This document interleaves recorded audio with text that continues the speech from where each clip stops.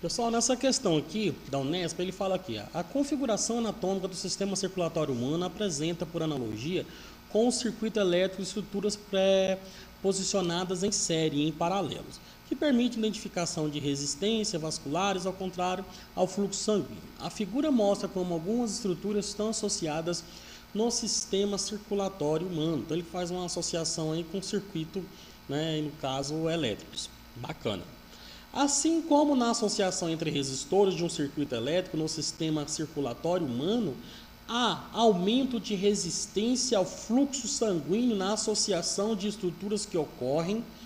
Aqui ele pede para você fazer essa associação, né, no caso do circuito elétrico com o sistema circulatório, e aumento na resistência ao fluxo sanguíneo, né? No caso aqui, na associação de estrutura que ocorre. Então, ou seja, aqui nós temos o coração com átrio direito, ventrículo direito, aonde o sangue chega, o sangue venoso, né? Que azulzinho aqui, vai chegar no átrio direito, vai passar para o ventrículo direito, que vai ser bombeado para a pequena circulação. A pequena circulação é o que envolve os pulmões, tá bom? Lá o sangue, lá nos alvéolos pulmonares, eles vão ser oxigenados através dos alvéolos pulmonares, né? Vai trocar lá o CO2, né? Jogar o CO2 para fora e pegar o oxigênio, que vai entrar aqui, no caso, pelo átrio esquerdo, passar para o ventrículo esquerdo, aonde vai ser liberado, né, nas artérias.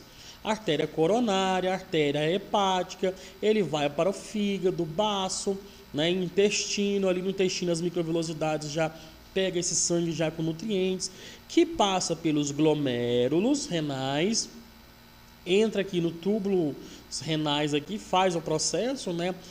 Cápsula de Bowman, glomérulos, tubo contorcido distal, alça de Henle, cubo proximal, alça de Henle, tubo contorcido distal, ducto coletor e vai para a bexiga. E depois esse sangue aqui, no caso, ou o excreta, vai para a bexiga e o sangue volta, né, através das veias e entra aqui de novo no circuito, ou seja, como se fosse o circuito da casa aí.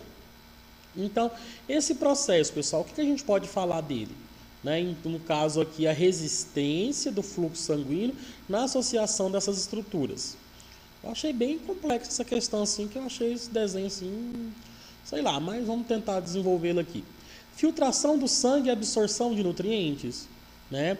Ou seja, ele absorve os nutrientes, né? Ele reabsorve alguns nutrientes no processo, mas no caso aqui ocorre a filtração sim do sangue, né? Mas a reabsorção de nutrientes não, pessoal. Os nutrientes aí, no caso, eles são reabsorvidos, né?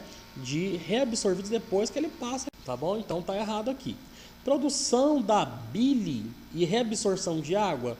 Olha, reabsorção de água sim, mas produção de bile, isso é o processo excretor lá, né, aqui do fígado aqui, né, no suco biliar.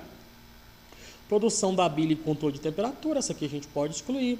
Absorção de nutrientes e controle de temperatura também não está falando sobre isso. E filtração do sangue nos glomérulos aqui e reabsorção de água nessa parte aqui, né? Ou seja, aqui que vai aumentar a resistência do fluxo, né, para passar dos glomérulos aqui para dentro dos tubos contorcidos proximal para fazer o processo depois de reabsorção de água aqui nos túbulos renais, tá bom, pessoal? Alternativa correta, então, letra E. Bacaninha, entendeu esse processo? É bem esquisitinha essa questão. Eu não entendi muito essa pergunta dele aqui, ficou meio sem nexo, mas beleza então. Passa batido. Vamos lá então, vamos fazer a 2 aí. Nessa 2 aqui, pessoal, ele está relacionando, no caso aqui, os seguintes processos: emulsificação de lipídios pelos ácidos biliares, produção de hormônios antidiuréticos, síntese de proteínas e hematose. Então, ou seja, ele pergunta aqui onde que ocorre cada um nessa parte do corpo. Então, lembrando que a emulsificação de lipídios, né, pelos ácidos biliares, né, que ele vai ser armazenado na vesícula biliar ali, ele vai quebrar os lipídios em pequenas moléculas, né, em moléculas menores, para ser absorvido lá pelo intestino, as microvelocidades. Isso acontece aonde, pessoal? Já dá início ali do intestino delgado, né, pessoal? Ou seja, no duodeno, né? Então, ou seja, eu tá ali entre a letra A e a letra D, beleza? Produção de hormônio antidiurético, ADH, ele que vai controlar a reabsorção de água lá né, na alça de Henle, naquela região ali. Onde que ele é produzido, pessoal? E isso daí, se você falou do hipotálamo, né, na glândula hipófise, você acertou, tá bom?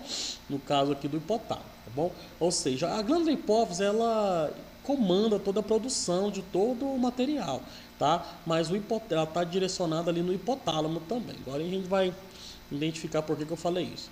Síntese de proteínas, né? Não é no núcleo que ela é produzida no citoplasma. E hematose, o que é hematose, pessoal? Hematose é onde vai enriquecer o sangue venoso, né?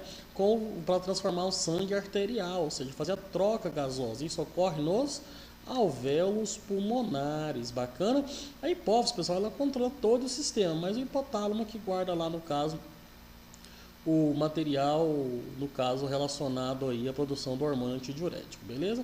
Mas, na verdade, ela controla todos os hormônios do corpo, ela que manda as outras glândulas funcionarem.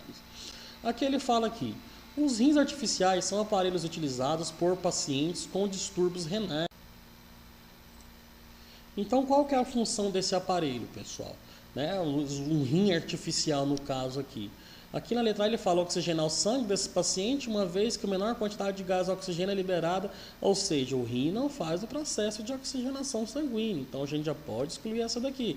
Ou seja, a gente agora tem uma maior chance de acertar aqui. Nutrir o sangue desse paciente, uma vez que a capacidade de absorver nutrientes orgânicos diminui. Cara, o rim não nutre as pessoas? Essa questão da FUVEST aqui já jogou duas fora, agora são 33,3% de acerto. Vamos lá, retirar o excesso de gás carbônico que acumula no sangue. Outra, muito erradinha, né? Retirar o excesso de glicose, proteínas, lipídios que acumulam no sangue desses pacientes, né? Não é essa função aqui que ele está falando, do rim artificial. E retirar o excesso de íons, resíduos nitrogenados que se acumulam no sangue desse paciente, tá? Então, ou seja, essa é a função desse rim artificial, né, pessoal? A robótica hoje trabalha muito em função disso também, pessoal, trabalhando com criação de órgãos artificiais, né? Ou seja, tem vários filmes de ficção científica que falam muito sobre isso. Isso é importante, pessoal. Agora, vocês sabiam que acontece a biopirataria, onde as pessoas roubam isso aí de outras, né? Ou seja, há um mercado negro onde você pode comprar um rim, um fígado, pulmão, uma córnea de pessoas, pessoal. Alguns vendem mesmo por querer vender e outros são, né, sequestrados aí, roubados isso aí. Então há um comércio negro pesado em cima disso aí também. Tomara que esses rins artificiais, essa robótica ajuda os seres humanos, né? Se não for muito caro, que muitos não vão conseguir pagar. Então até mais, pessoal. Vamos lá.